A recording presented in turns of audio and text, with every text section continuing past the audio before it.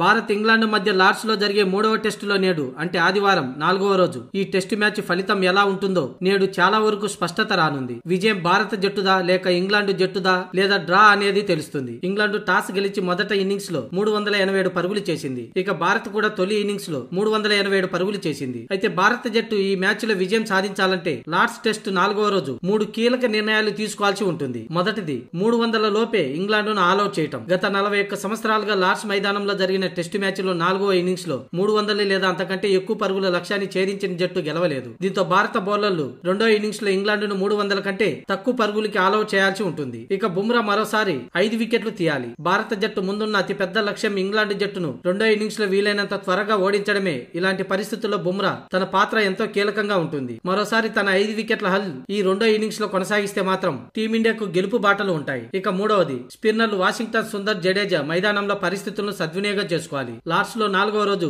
పిచ్చిపై స్పిన్నర్లకు సహకరంగా ఉండనుంది. దీంతో సుందర్, జడేజా పిచ్చిలోని రఫ్ ను లక్ష్యంగా చేసుకుని బౌలింగ్ చేస్తే ఇంగ్లాండ్ బ్యాటర్లకు పీడకలలా ఉంటుంది. మొత్తానికి 4వ రోజు భారత జట్టు ఇంగ్లాండ్ ను 260 నుంచి 280 లోపు ఆల్అౌట్ చేస్తే ఈ మ్యాచ్ లో గెలిచి సిరీస్ ను 2-1 ఆధిక్యంలోకి వెళ్లొచ్చు.